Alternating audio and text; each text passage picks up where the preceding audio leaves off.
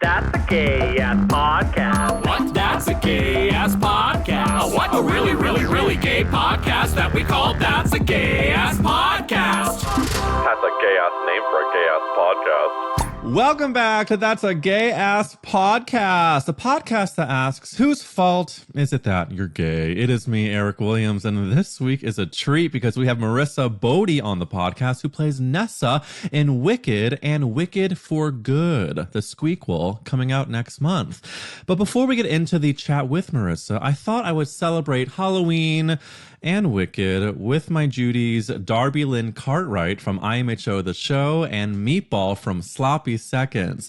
Now, all three of us do have ADHD, so we tackle a lot and nothing at all. Please enjoy this wicked gay-ass app with Marissa Bode and Darby Lynn and Meatball. Welcome, everyone, to That's a Gay-Ass Podcast Halloween edition. Hey, Darby, Meatball, can you do your best impression of what a werewolf sounds like on Halloween? In 3, 2, 1, go.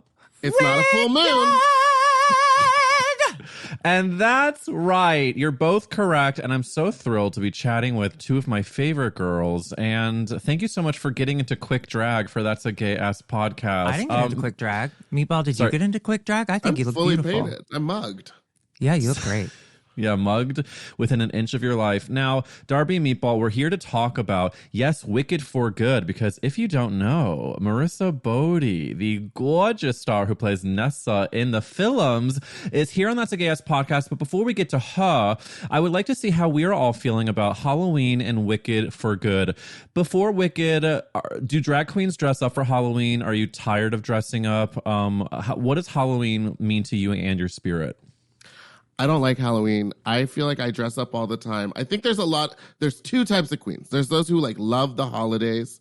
There's the Christmas girls, there's the Halloween girls, and then there's like the queens that are like, I dress up every day. I'm not making new stuff to wear one night. And I also feel like as a drag queen, I get to dress up and play fantasy games all the time with my brain. And this is the one time of the year that we should let normal people who have office jobs and no personality go do something fun for themselves. Let them have it. Let them have it.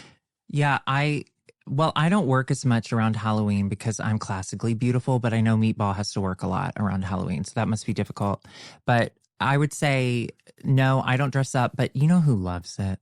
Who? Alexis P. Bevels. Really? Does she like Christmas too? Not as much as Halloween, no.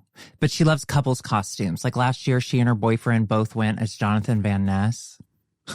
That's not a couple's costume. That's just two people dressing up as one girlina. As a couple. Was Listen, no one is more perfect for They Jonathan Van Ness than Jonathan Van Ness. They should have done Jonathan Van Ness and Chaz Dean because it's kind of the same costume.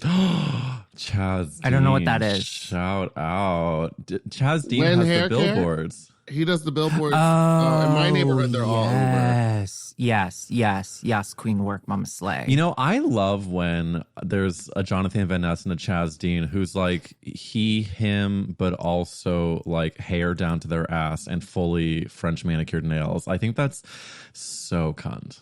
That's scarier than a werewolf.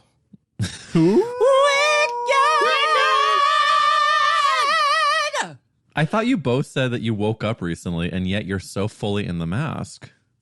Listen, Eric, we have made careers on being clowns. We've done this to ourselves. And so now whenever we're asked to do anything, we have to be on.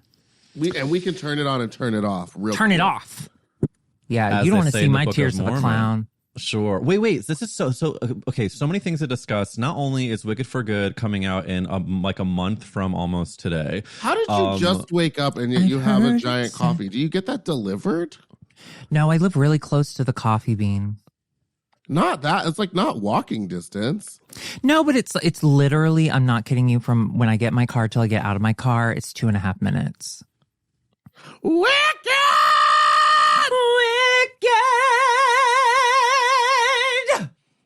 Sorry, Eric, you were talking? I just think that when we think about Wicked, it really is a big part of our gay ass history because I was 14 years old when I first saw the national tour. I want to shout out my first Elphaba with Stephanie J. Block, who Holy shit. Yes, Wow, I know. Get out and stay out. And I will. And she was joined by Kendrick Cassabaum as Glinda, who is also from St. Louis like me. And she was so effing funny. And I wish I could go back and look at that playbill to see who else was in the cast. Because it was like the first tour to go through St. Louis. The first time I'd seen anything about Wicked was I was at theater camp, naturally. And they played Adina's performance from the Tony Awards. I was too young to know that she was flat, and I fell in love. What was either of you, can you give me your first time seeing Wicked? Do you remember who you saw or who your faves are? What's your history with the show? I saw the touring cast when it came to Houston, and I want to say my Wicked that night, or my Elphaba that night, was the mean girl from Sabrina the Teenage Witch, the original one. Oh my God, she played Nessa on Broadway. She was Nessa. She was Nessa on Broadway, but I think she like filled in for Elphaba at mine in Houston. Shut up. And, she has three names. She has three names. Something Ashley Green. Stephanie Ashley Green? Something Green. Look it up. I know you're on your little typing machines. I'm looking it up. Her Wicked Witch of the East song. I have watched that clip. It's the best one. Yeah. Well, it's Jenna Shoshana Beans. Shoshana Beans. Yes. Jenna Lee Green. Yes. Shoshana also, because she was Elphaba, obviously, but when she was the understudy for Adina, she would sometimes go on for Nessa. Now, her Wicked Witch of the East is so good. She's my favorite Elphaba. I don't remember my first Elphaba, but can I tell you my first Glinda? You'll die. Yes. Oh, I'm so excited. My first Glinda, Chicago, Illinois, Third Row Orchestra, Annalee Ashford.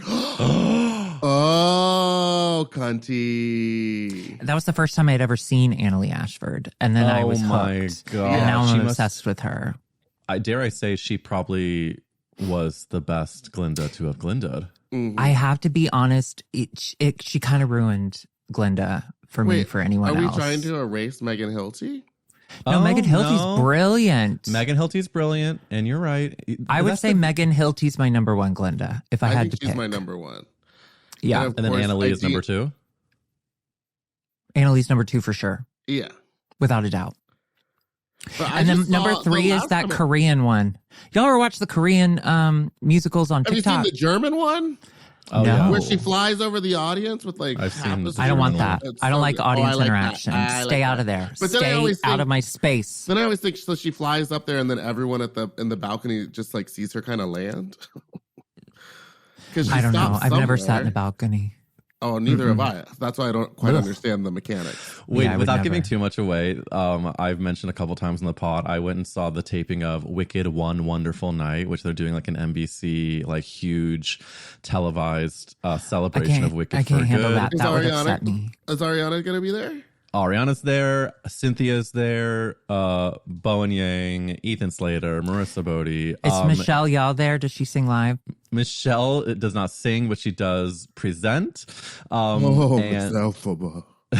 And she, but get this, during I guess Defying Gravity, naturally, Cynthia's singing, she comes downstage, and all of a sudden the music stops, and of course I'm thinking, well, I've worked in Hollywood before. Something went wrong, everyone. It's okay. They're going to restart. No, they were pausing it because they had to bring down the flying equipment for her to go Beyonce style and fly past the Mez. That's all I'm going to say. I mean, I'm sure I'm completely allowed to say whatever the fuck I want, but Cynthia flies. Cynthia flies. She used her big hands as wings and took off. Exactly. Will y'all be seeing the movie? I saw the last one 5 times.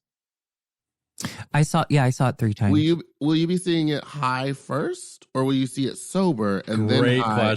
Great question. These are the things I have to think about, because if you drink, then you're gonna have to pee, and it's long. See, I don't really drink at all, so I don't have to. We'll take. You're not better than me. And Sorry, what? I am. Yeah, does that make you feel good, Eric? That make you feel good? You fucking bitch. I drank half a PBR on Wednesday, and I still feel like I'm gonna die. I drank does that make you feel 3 good? tequila sodas. And I Can I tell you, Meatball, you were actively in a bad mood until you had had your second tequila soda, and then everything changed. You know what's fucked up is that's how I felt yesterday. I was in such a horrible mood. I saw a play. I won't say what it was, but I saw, I think, what could be considered a bad play. And then Wicked.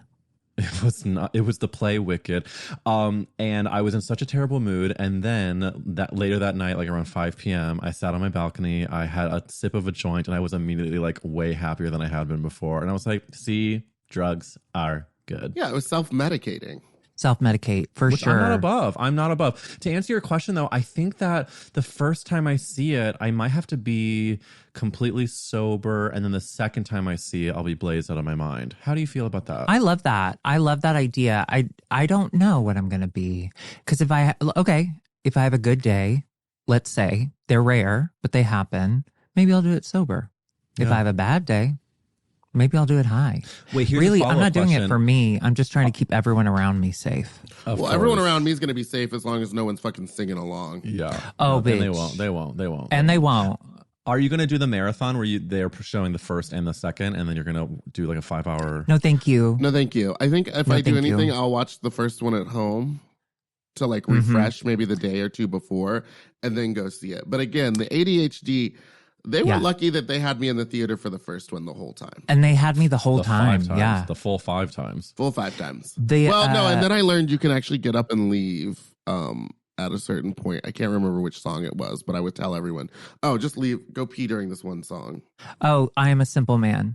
Yes. That's Yeah. what it was. Sentimental man. Sentimental man, yeah.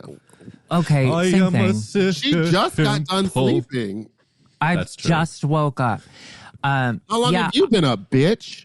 You know that Since you wanna Alexis, say you're better than Alexis Peep. Yeah, did you go to the gym today, Eric? You already been to the gym? Thank God for you thinking I go to the gym. If I'm working out, it's either a YouTube arm thing, or if I'm at a Korean spa, I'll go to the gym there for a few minutes. Okay, I want to say this, and I want to say this seriously about Wicked for Good, the movie.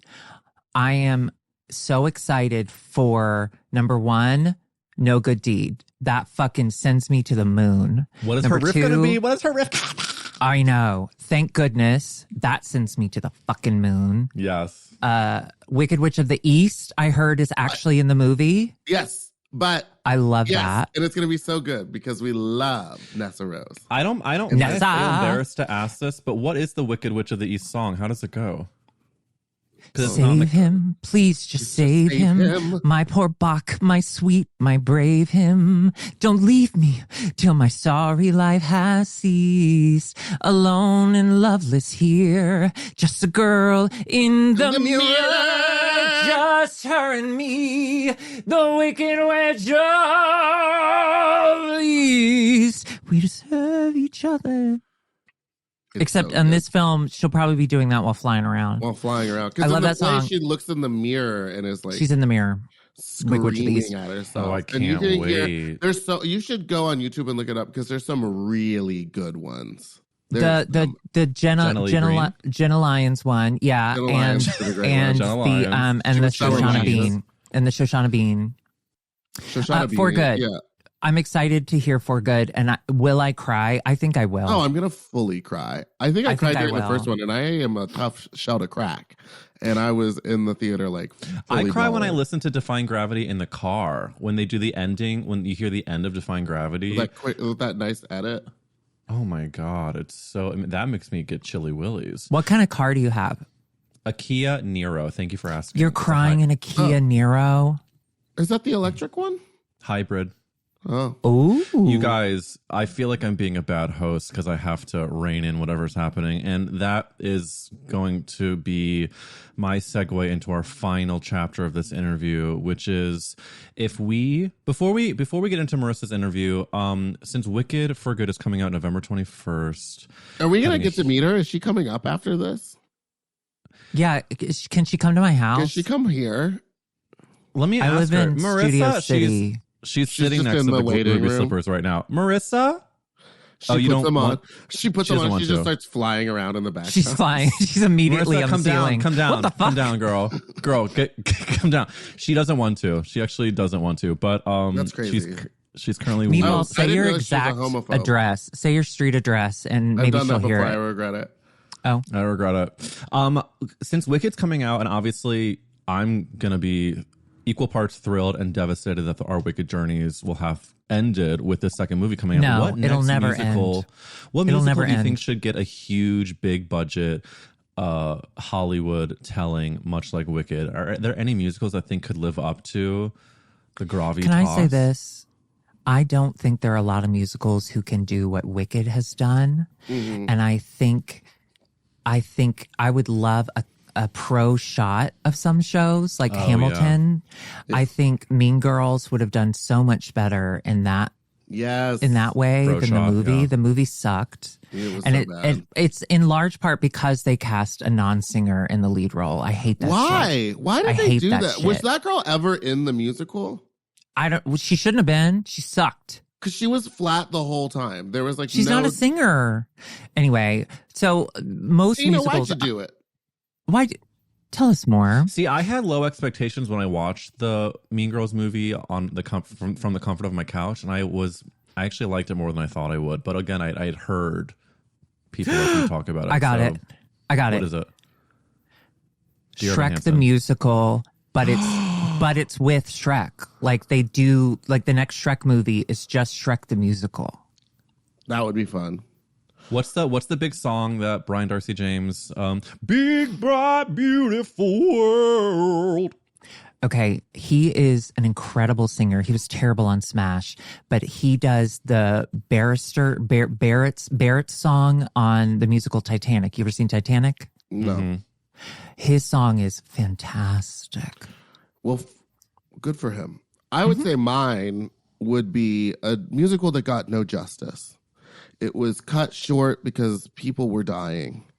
But I would like to see Spider-Man Turn Off the Dark as a film. Yeah, me too. Did the story make any sense? Me too. Absolutely not. Yeah, It I shouldn't heard have that to. show was Nothing. Wasn't it the Spider Girl? It was supposed to be the Spider one. It was supposed to be Madam Web, basically, as the villain. But then, there was no plot, and it was They forgot the plot. they That happens. they lost the plot, They lost it. and people kept getting hurt because of the stunts, and it I was love more of a that. spectacle. But I think, hey, while we're making all these Marvel movies, just make a gay sing along one. That is, you know what? We are an untapped audience in terms of big budget adventure musicals. And I think that Spider-Man Turn Off the Dark in IMAX Mm-hmm. would actually, I IMAX think, 4D. I want to feel the web on my face. Oh, and I'm sorry, while we're doing gay talk, I'll never be able to say this anywhere else. I think what we need to do with the last 5 years is we need to pretend that never happened, and we need to pro shot it. And what I want them to do, I want Jamie and Kathy to both play the piano. Okay. I saw this production of the last 5 years where while Jamie's doing his song, Kathy's playing the piano and vice versa. It was the most life-changing thing. I'm sorry, Anna Kendrick's a little bitch. She's not a little bitch. I shouldn't say that. She's talented. She believes in herself more than I believe in her. Whoa. Yeah. Because Yeah. Anna Kendrick's never coming on this Wow. podcast. Wow. I got my ticket for the world to run. Tomato whiskey for the way. And I sure Darby, you strike me as someone that maybe performed that in drag. Can I tell you, I tried once and I could not remember the hand movements. See, when you're practicing at home, it's fine, but when you're in a loud, noisy bar and there's people talking and You you're know trying what? to do a low tempo. I'm such a dumb bitch. Maybe Anna Kendrick does deserve props because she Honestly, did something I couldn't. you Fuck. spinning me around. I actually think Anna Kendrick is an incredible. Put her in Wicked. Let's remake Wicked with Anna Kendrick in both parts. Yeah, singing at herself. Wicked! What about Eric, Dr. Jekyll don't and scream Mr. Hyde? Wicked. That's crazy. Yeah, we your would never boyfriend's do in the that. house. Wow. His husband. How dare you? I walked out of Dr. Jekyll and Mr. Hyde, Jekyll and Hyde, the musical, Yeah. because it was Constantine Maroulis from American Idol. Ew. Hey. He has a great voice, but can he sustain? No. I think And I the miss music Deborah from that. Cox because I walked Oh, out. yeah. That song, Wait, and- though. What's the one where it's like, I wake up early, in bed by 10. So bring on the men. Bring on the men. Bring on the men's in Act 1. I saw that. That's I such a good missed. song. And then I Act 2 missed is In His Someone Eyes Like and You. Someone Like You. Yeah. Someone. God, I love that song. That is one of the Me too. best. You know what? I'm thinking about future jobs for Eric right now. Let's make Elf a musical movie. Thank you. I bet And you have can hit Eric those- do what? Buddy the Elf, Be Darby. Buddy the Elf. Oh. She doesn't know the lore. She doesn't know the I played Buddy on tour. Are you serious? Yeah. That's incredible, Eric. Twice. 2014 honestly and 2018. That changes my entire vision of you. Wow. Yeah, I don't know if love like that. Good or bad? Good or bad? Yeah, good or bad. Good. No, good. I had no respect for you. This Yeah. is incredible news. That's amazing. Well, I stopped doing musical theater because I was only getting cast as Buddy the Elf and also not getting paid enough, and my body was hurting. And so I decided I'm going to make my millions doing what? Gay podcasting. And podcast, yeah. How's that working out? well, you know, the Ruby Slippers are about to be going on Facebook Marketplace because I would There love we to go. what? Pay my rent. There But we that go. being said, besides that, everything's good. Everything's Gucci. Wait, we have to celebrate that Kathy Griffin did this podcast, and that was just That was as big as amazing. Buddy the Elf. So let's say thank you to Kathy Griffin for coming on. Let's say thank you to And she Marissa had her new Bode for face. being here. Her new face looks gorgeous. It She looks is- gorgeous. She's just I can't say enough good things. She just showed up and just like, you know, she was for this little gay podcast to get Kathy Griffin, and she just was such She a loves quick- gay. She loves gay, and we love her. We also love Marissa Bode. So we're going to get into this interview with Marissa. Before we go over though, Meatball, Darby, will you quickly tell these gorgeous listeners where to follow you? Yes, I will. You can follow me at Sloppy Seconds Pod on all platforms. Go to YouTube. We've created our own YouTube channel for some reason. So now all of our stuff's over there. I mean, we still have stuff on so if you Mom, want to but see like at Sloppy Seconds Show, there's 2 S's in there that are right back to back. So that's what gonna I trick you said. up, but that's Sloppy what I Seconds. said. Yep. Sloppy Seconds Show. You got to put the for some If you don't use the your phone don't will come turn up. off. We don't No, come it's up. silly. And IMHO the show everywhere. It's fine. And you can follow me on Instagram at Spiciest Meatball, or my Twitter is Fat Drag Meatball. You can follow me. It's just search Darby. There's not a lot of us. You'll find me. I've linked both Darby Meatball's gorgeous profiles and podcast, Sloppy Seconds, IMHO, the show. So grateful you all were here to talk Wicked with me, Halloween, thank you. and Anna Kendrick. No, you know what? Thank you. And now let's kick it off to my good Judy, Marissa Bode. Get off the ceiling! Oh, there she goes. Meatball, do it. Meatball, 1, 2, 3. Ooh,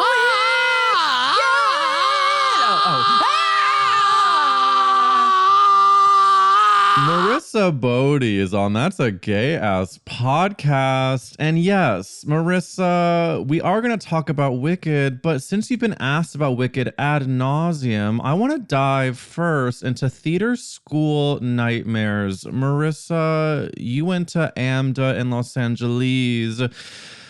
Any horror stories, trauma dumps you'd like to give? Oh my gosh. I really did have a lot of great teachers, and I have such a love and appreciation for teachers in general. I'm trying to think if there was like any teachers. I honestly don't think there was any teachers that I hated in college, thankfully. I really did love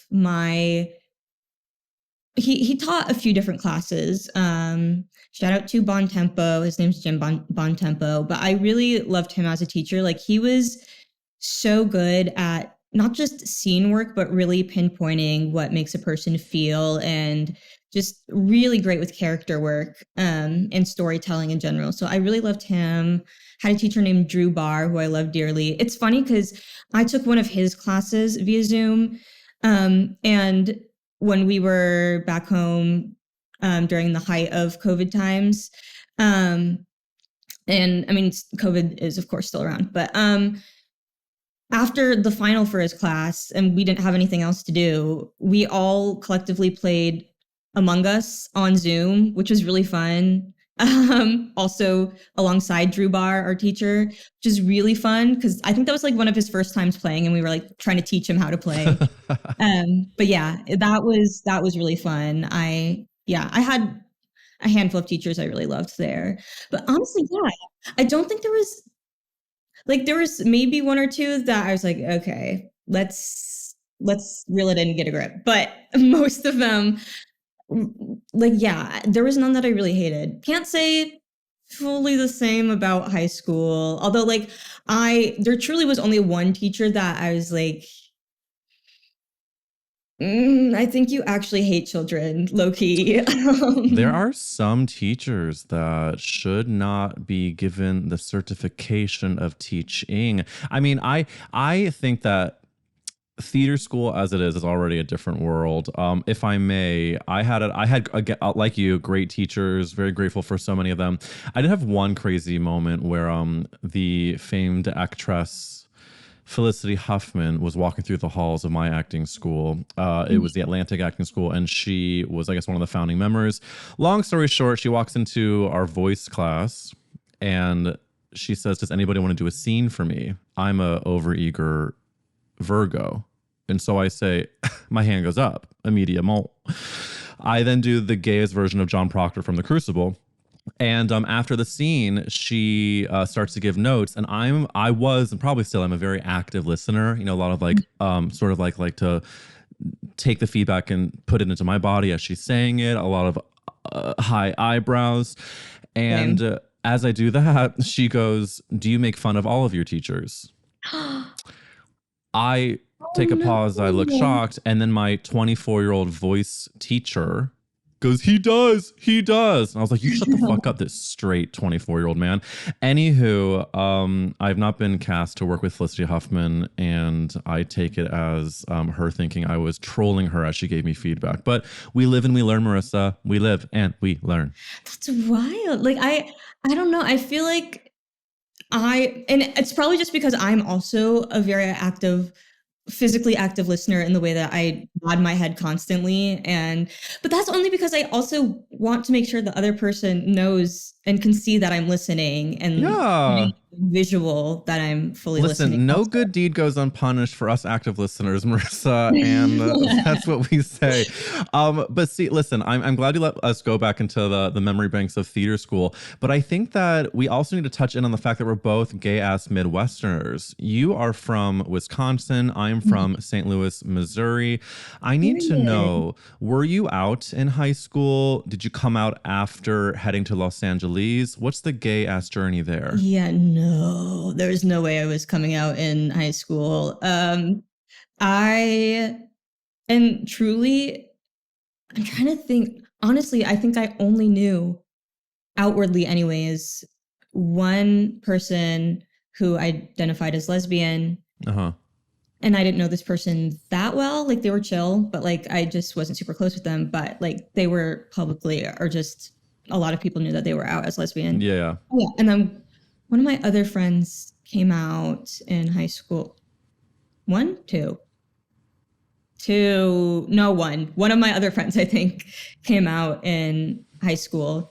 But even then, like, I don't know. I think it's because I had already felt like such an outsider going to a PWI, where there was zero diversity in general.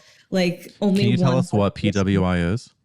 A predominantly white institution. So sorry, thank you. Of course. And like, I think truly only one other person in a wheelchair at my school. And so I already felt like an outsider in a lot of ways. And don't get me wrong, like, I love the community there, a lot of the community anyways, and there's a lot of great people there. But you can't, when everybody does look so similar to one another and I'm not that, it's hard to not feel a little bit outside the box. And then coming out would have just been like one more thing on the list at that time to make me feel a little bit of an outsider. Yeah. And like, I feel like my town where I grew up felt very split in terms of viewpoints, where half of it was more progressive and the other half was not that. And I grew up hearing gay as only an insult, really, or as like a joke type thing. So I internalized it to a point, and I just was not comfortable. I was always, of course, like very supportive of the community, and of course supportive of my friends that did come out, and really admired that they had come out during high school, but I was just not there yet at all. Exact same. But I knew for sure. And yeah, honestly, and this is so silly, goofy, but honestly, being online, I think so much in 2020 when we were all at home, specifically that damn clock app TikTok. I found so much community on there, whether it was the disabled community or even the queer community, and seeing people live so authentically really did give me a lot more courage to come out myself. And yeah, it's funny because I literally probably the year and a half to 2 years, I'd say year and a half, I think, to coming out, I was like kind of purposely dropping little hints that were obvious to me. Like I would be like blasting Softly by Clairo and Girl in Red at the top of at max volume, singing so loudly in front of my family. And then like, dude, the day that I came out, I was like, to my brother, I was like, it's Gay Pride Month, because I came out during Pride Month. I was like, it's Gay Pride Month. Did you know that? And he's like, yeah. And I was like, and what if I was queer? He's like, okay. Come on, and ally brother. Was none the wiser. I will say the funniest thing, when I did come out, what I did was they were dry as hell, I will say. They were not good. But I baked these little pastries, and then I put the like frosting in the colors of like the bi flag. And then like I put a little note by it being like, oh, what did I say? Oh yeah, I said, roses are red, have one of these hand pies, happy Pride Month, surprise, I'm bi. It's like corny. And then like, I was like, hey guys, to my family, I was like, hey guys, so I made dessert, come and get it. Marissa, that's the gayest way to come out, baking pastries during Pride Month. And they weren't even good. They really weren't. Gay people, we don't need to be good. We just need to be gay. And a lot of times we are good, but sometimes we bake dry cookies, and that is okay, because what? Love is love. I have to say though, you giving like Easter eggs of your queerness is just high level gay. It is just full of taste. But I think you also have taste when it comes to, you talked about fellow queers from the Midwest that you look up to. You said that Chaperone speaks to you.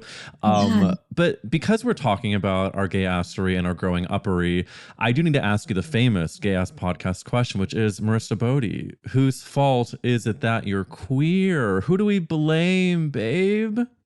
Oh my gosh. There's so many people, actually, specifically, are rather characters, I will say. Oh, please. So many. Oh my gosh. I mean, I definitely had a lot of bi panic watching Danny Phantom for sure. Both with Danny and, oh my God, what's her name? I'm forgetting. Mrs. Phantom. Do you, since we wanted to go into the specifics of it all, do you identify currently as the B of LGBTQ? Are we the L? Are we the Q? Are we the plus? Who are we? I would say I mean, lately, like this past year, I've just been saying queer more, because like, I don't know if I want to label it. I would say like, I have an attraction to men, but like I definitely have a preference at this time anyways to women and non-binary people. But yeah, I would say queer for sure. I think that's the beauty of the word queer. I mean, it's funny, like when I would talk about the podcast and just like working with many queer people, I remember my parents were surprised to hear me say the word queer, because it had such like a negative undertone when they were growing up.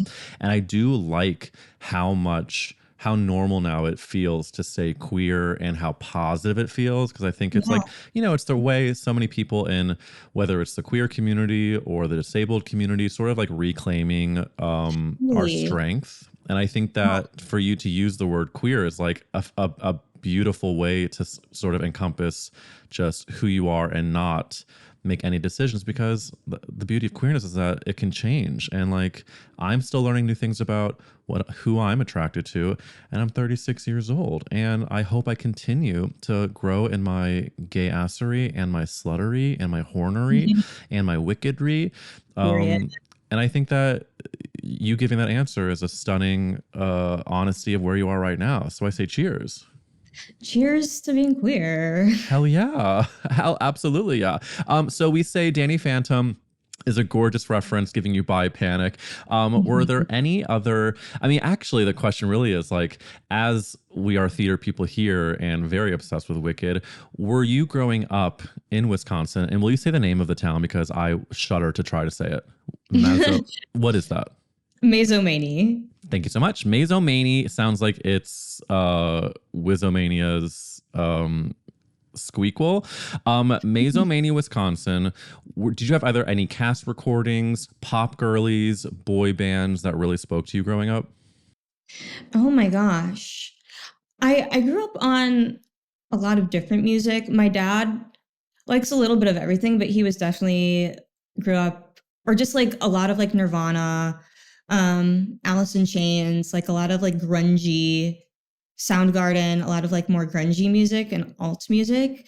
And then my mom grew up on like, or like I grew up listening to a lot of like Motown and just this like disco, and also what's the genre? Oh my god.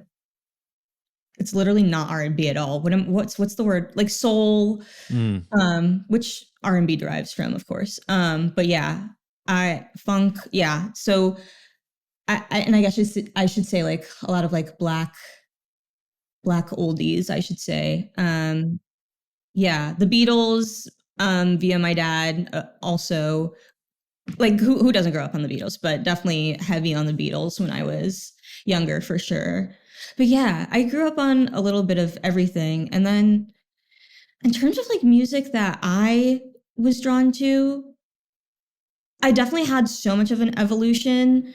I did grow up really loving a lot of musical music. I loved The Sound of Music when I was younger. I grew up on that. Little Shop of Horrors is probably one of my favorite soundtracks ever. And then in terms of like music, I used to be very, very obsessed with Justin Bieber when I was younger. Anybody that knows me knows that. Like it was So a you really problem. are into lesbians. Yeah, He did have he really lesbian did look like a haircut little, for a I was spell. gonna say, he really did look like a little lesbian butch when he was younger, for A sure. handsome lesbian. He really did, A yeah. very handsome lesbian. So yeah. And then when I turned 14, I went through, as 14-year-olds do, this like angsty phase where it's like, I'm done with pop music. I'm gonna listen to underground music like Lana Del Rey. So I went through that era, a lot of Arctic Monkeys. But I do think, and like that was like a huge Tumblr era too, where there was a lot of Oh my queerness God, on that. Tumblr. Yeah, Tumblr was a time. It But really like, was. there was like there's like a corner within the alt scene where there was queerness also, and I think I embraced that too. And unfortunately, I did go through a phase for a little bit of like, I'm not like the other girls type shit. Oh, can I curse on here? I don't remember. Please, Sorry. and we hope you do. Okay, great. But yeah, I went through this I'm not like the other girls phase within me listening to more alternative, like indie music, which also, again, like I think translated with queerness of me being not like other girlies. That's But a yeah. great way to put it, though. I think that when a lot of us are growing up, we find ways to set ourselves apart from the mainstream crowd, whether it's our own listening of music or Tumblring or whatever. Because I mean, this is going to be such a niche reference that maybe 4 people listening will know, but there was a singer named Fifi Dobson, and Fifi Dobson had a song called "Take Me Away," which was in a movie called like The Perfect Score, I think. This was years ago. However, Fifi Dobson, honestly, you could play Fifi Dobson if she ever gets a biopic. I don't know why they would, because she has one album, but Fifi Dobson has this like edgy, sort of punky, but also poppy sound with a lot of harmony in the background. And I was like obsessed with it, but it was a way that I felt like I was not listening to the same shit, just like getting on Tumblr. And I think I just want to like reference for a moment, we talked about TikTok, we talked about Tumblr, and I do think social media is rotting our brains and taking all of our self-worth away and doing many, many damaging things. However, we are allowed to also say it has connected us to communities. Totally. And like you connecting with whether it's the queer community or the disabled community or just feeling seen. I do think that there are those positives that do come out of it. I mean, you have posted so many funny things about your life, whether it's Wicked related or otherwise. But I think that you've also, it's been so cool to see your rise, especially with getting cast in Wicked. And I've read about in some of your interviews about you first saw Wicked when you were 12 years old. You saw the tour in Wisconsin. And I find it to be so incredible that you saw the show at 12. You then 8 years later, I think, audition for the movie, and then however many years it's been now to be in it is crazy. But as a gay ass podcast, do you remember, I have to ask, do you remember what Elphaba you saw or just any of your favorite Elphabas in Wicked Herstory? Oh my gosh. I do not remember the Elphaba who it was. I think I was so just focused on the show itself, I'm sure, that I was not even like registering who played what fully anyways. I did Google, I think, and I also don't remember who it was, but I did Google who played Nessa Rose because I wanted to know if she was actually disabled, which unfortunately she wasn't. But yeah, I don't remember. And also, unfortunately, I feel like I'm not in tune with all the Elphabas of Wicked past name-wise, unfortunately. Hey, that's okay. You've clearly been able to find an amazing Elphaba in Cynthia Erivo and Ariana Grande as Glinda, and the fact that, I mean, I was talking with your team before we recorded about how the press tour has been. I think the press tour for the first movie should receive awards for how much they had you all do. Slight moment for myself to tell you, I auditioned for the Target commercial where people were going like, and did not book, but it was an honor to be considered. For Wicked for Good, you have had so many crazy experiences just in the build up to it. I know that for the 2025 Oscars, you were at the Vanity Fair Oscar party, which was a gag to see you not only looking stunning, but just picturing someone going from AMDA to then going to these big parties. Did Oscar night give you any sightings that made you gag? I know you're used to being around many a celeb now, but were there any people that gave you that pinch me feeling? You know, you would think that I would be used to it, but I still am not, like at all. Oh my gosh. This was like near the very end. I was like trying to like squeeze past people and I saw Olivia Rodrigo. That was wild. I also was fully talking to Renee Rapp and it was so dark in there that I didn't realize it was her, but literally very briefly. I'd bumped into Bowen and said hello, and he was talking with Renee, who I didn't realize was Renee. And I was on my way to the bar at that point. I was like, I'm gonna go get a drink. And she's like, it's that way. And I was like, cool. She's like, I'm Renee, by the way. And I was like, oh yeah. Oh my God. Oh yeah. So that was That was wild. Well, listen, Marissa, I hate to cut you off, but we only have a few minutes left, and I have to make sure to get to our final Gay Ass Podcast questions. My final Gay Ass Pod question is, if the world was ending, you could only save one character actress. Who would you save? Oh my gosh. Oh my gosh. If we're talking the Wicked world, honestly, I do think I would say Kiala, because like she's just like such a lovely person and so good at what she does. So I think I'd say Kiala. And then if we're talking in general, I'm like, who's a classic actor, actress that's like really been in my noggin? Oh my gosh. Yeah. Oh my gosh. Let me think. Everybody struggles, by the way. This is a very tough gay ass question, so you are not alone, and any answer you give is the correct answer. It's probably a tie maybe between Viola Davis, just because I think she's like just very classic, like great, just like great repertoire in my opinion. And also just because I like this person as a person in general, Jane Fonda, question mark? Gorgeous. Marissa, you have outdone yourself because listen, Viola Davis, 100%. Gorgeous character actress, amazing range of characters.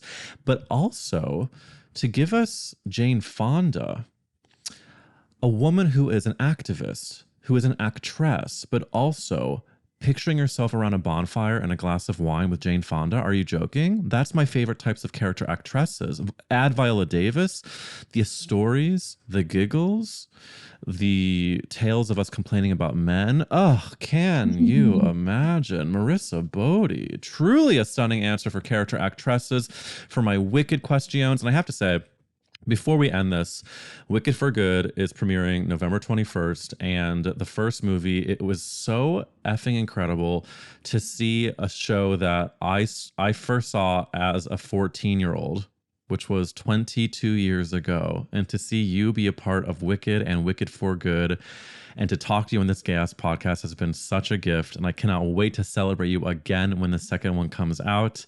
So let me ask you for our send-off here. Marissa, can you tell these listeners where to follow you and if there's anything else you would like for them to know? Yeah, you can follow me on Instagram and TikTok. I think they're both Marissa_EDOB. And I think that's basically the main two that I'm on, really. I mean, I guess my YouTube, but I don't ever post there. I think it's Marissa28. I think. Yeah. And any messages,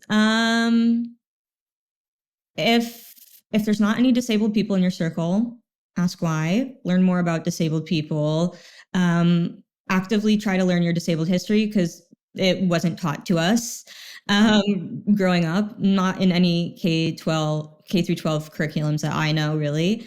And yeah, uplift disabled voices,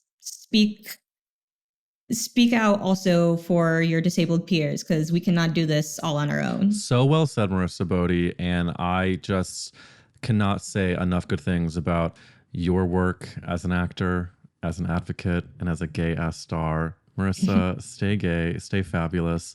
And I cannot wait to celebrate you on screen. Thank you. This has been really fun. I'm excited for this one. Can't wait. Thanks for joining me in this Wicked Gay Ass Podcast episode. I'm so grateful to Marissa Bode for joining us, to my Judies, Darby Lynn Cartwright and Meatball. And I hope you have an amazing Halloween, whether that is at home watching scary movies or out in the world slutting it error. Speaking of slutting it up, the bonus episode for this week is with Camden Garcia, the very sexy stand-up comedian, with some incredible stories about growing up a child star and stage door manner. So if you like theater, gay assery, and hornery, go to substack.com/@EricWills. And I hope you have an amazing Halloween. Stay gay, stay wicked, and So sorry. You've been listening to That's a Gay Ass Podcast, hosted by me, Eric Williams. If you want to see and hear more, make sure you're subscribed on Apple Podcasts, Spotify, YouTube, and follow the Instagram at Gay Ass Podcast. For more gay assery, the real girlies are over on Substack, where you get bonus episodes every single week and live chats with me and other gay ass guests. That's a Gay Ass Podcast is executive produced by Eric Williams and produced by Nathaniel McClure. We'll see you next week.